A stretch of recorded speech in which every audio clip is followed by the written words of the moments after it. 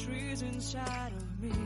In this desert I can look at you with love, seeing all that I can learn.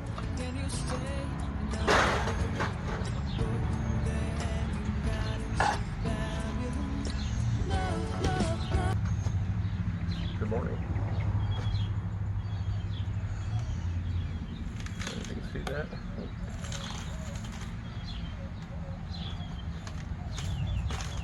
That's a lot of hot tops, but I'm still collecting them.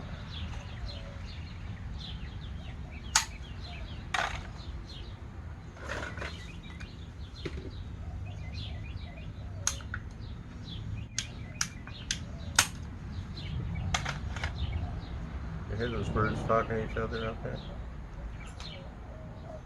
Let's see.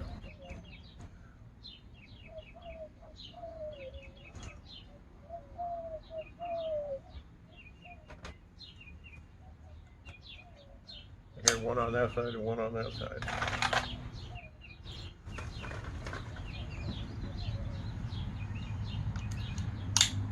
Wonder what they're saying.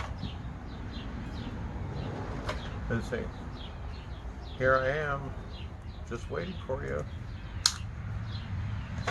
Or maybe they're saying, this is my tree. Can't come here, this is my tree.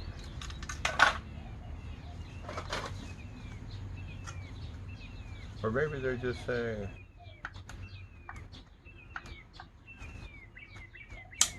how long till sunrise? Oh, that's a mockingbird.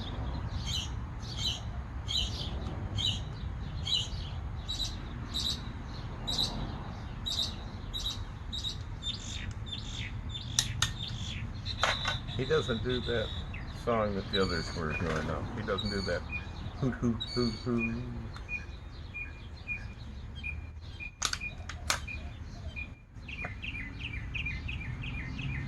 Oh.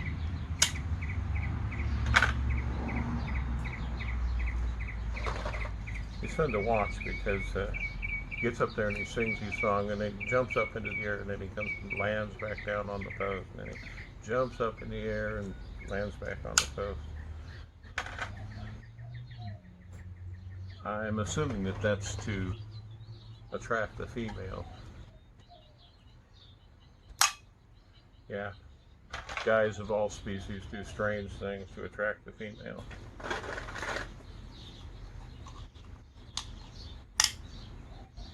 The peacock with its big wide spread of flowers and his special strut that he does with them out.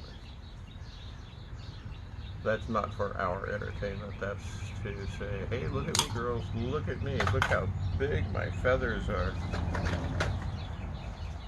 And yes, in the animal kingdom, size matters.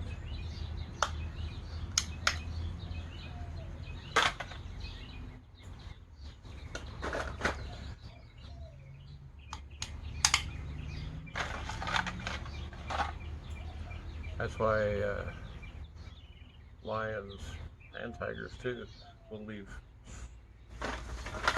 claw prints on a tree, and they do it as high up as they can reach, showing that, well, they're taller than anybody else. They can reach higher. Therefore, they'd be a better defender.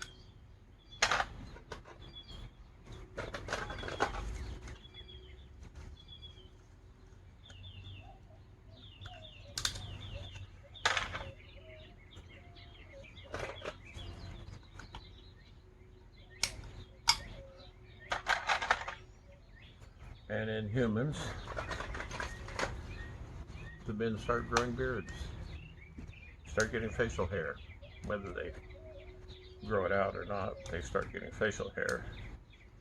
And that's a signal to the females that they've reached that maturity. They're now an acceptable mate. And then as we get older and it starts turning gray, then the females go, well, nah. A little bit of gray shows real maturity. They start getting a lot of gray, then, well, we're not quite as interested as we used to be in that facial hair.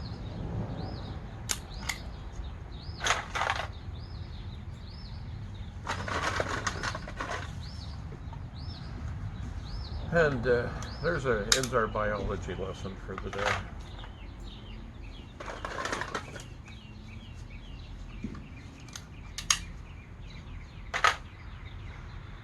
It's very overcast. And I did take a couple pictures of eastern sky. I may include them here, but they're certainly not a beautiful sunrise.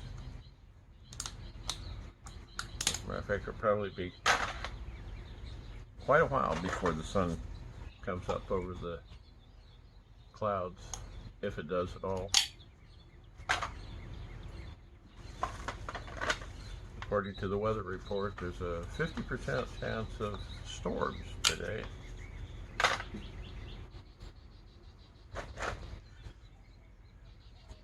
So we probably will not be going off to Marble Falls to turn these cans in for reclamation, to turn it from aluminum into cash.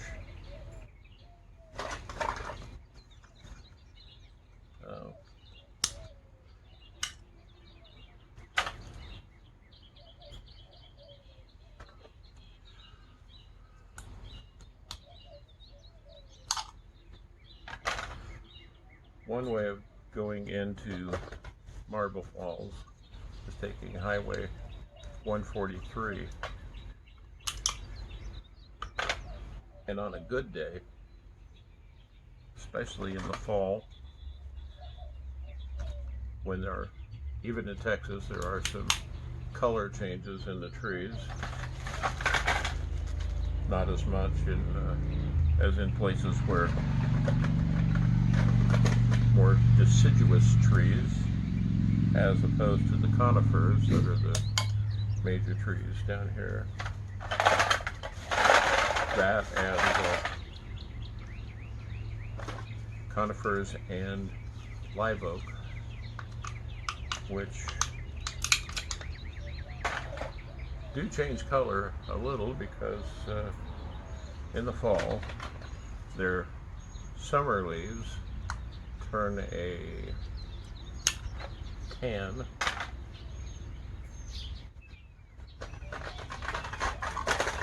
kind of a longhorn's color, actually. Not the beast, but the team.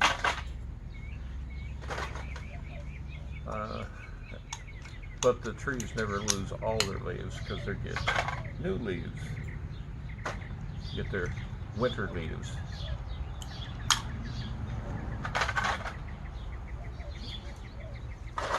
So I guess you could say that Texas has two falls if you're just talking about the fall of leaves.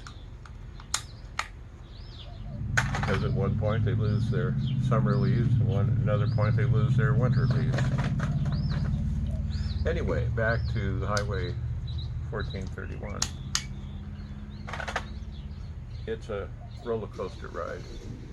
A lot of up and down and around.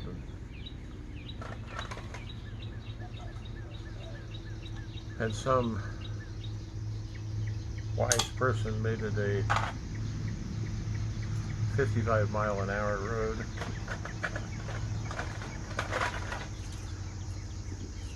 And when you're going up and around hills that you can't see what's around the corner on the other side, and you have to slow way down anyway.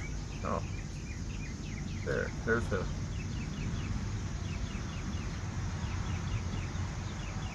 leaf off of the live oak. You can see what color it is against my darker shirt.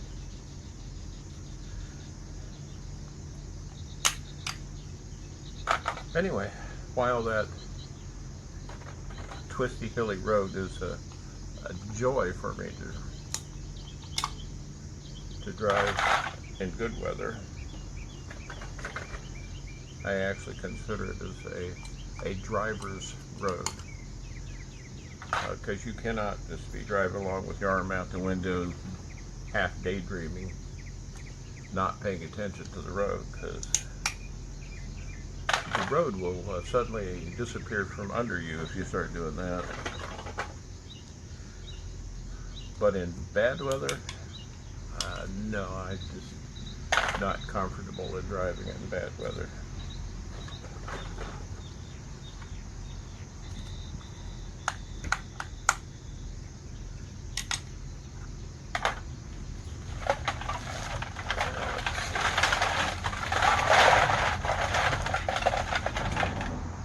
I can still get some more cans in there.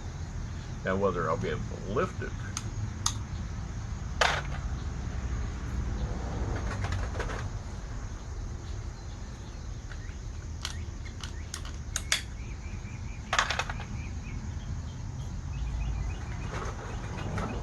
this is not a normal trash bag. This is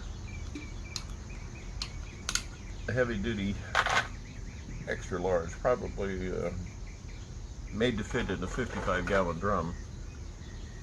So with the cans crushed like this, there's a lot of weight in there, which is a good thing since we're going to sell these by weight.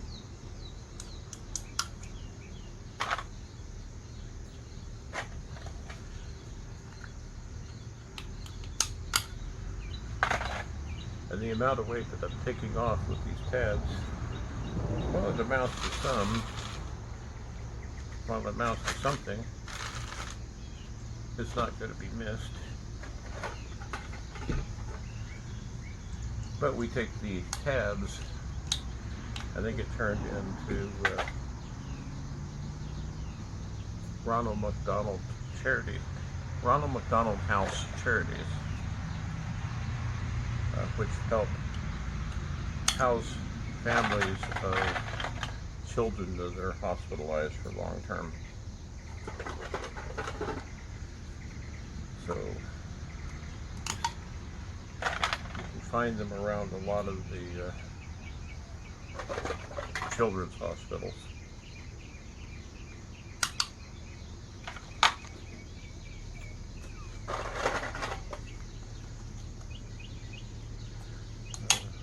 I never had to use them myself.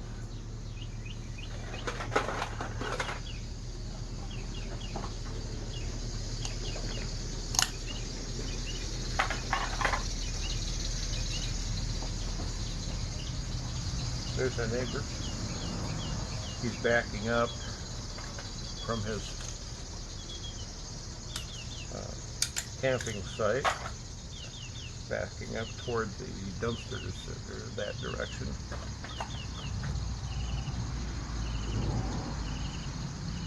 To get rid of a load of trash, I'm assuming.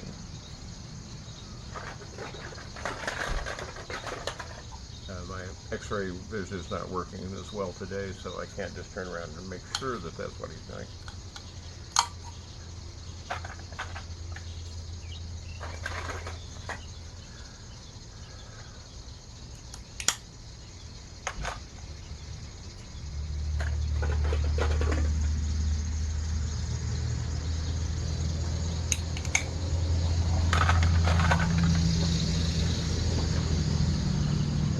There he goes, off to work.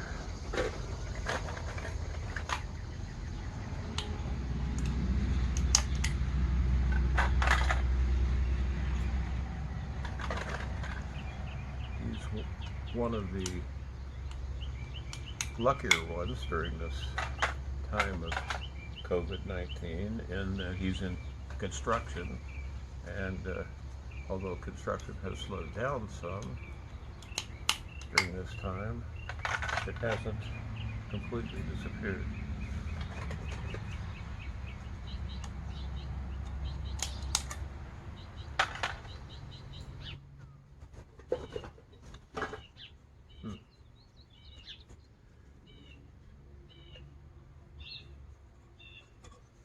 can's not as crushed as it could be, and since I don't see any tears in the aluminum,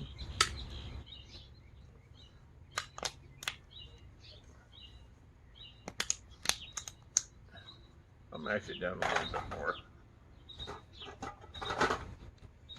I can't do as well as the regular can crusher though.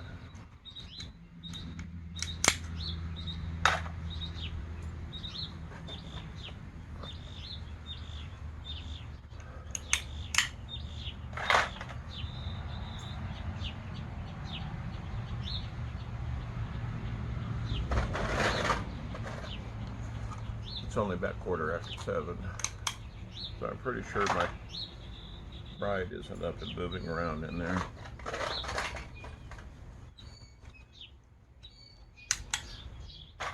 I already have some pancake mixed.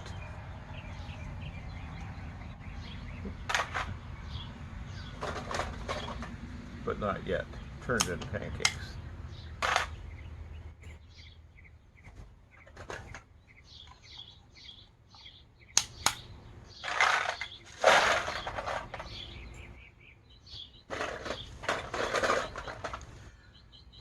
One of these days I'll get my waffle plates for my George Foreman grill. I'll get those out and make some waffles. Haven't done that in a very long time.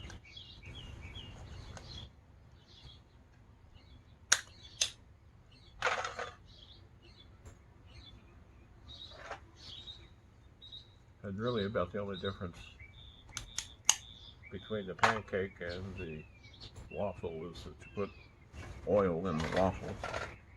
I'll probably put some egg in too, just to make it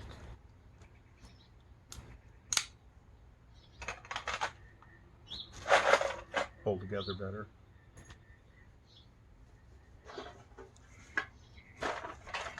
I'm not sure with this mix. I may have to add a little sugar too to help it to get that crispier crust for a waffle. Most people don't care for crispy crusts on their pancakes,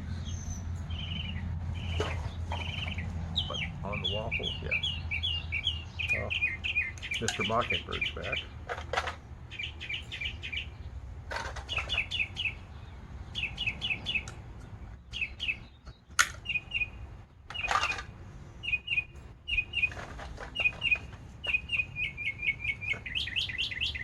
Oh yeah, he's still looking for a mate. Well, go on, huh? Oh yes, he's twittering like a wren. And that sounds like a car alarm.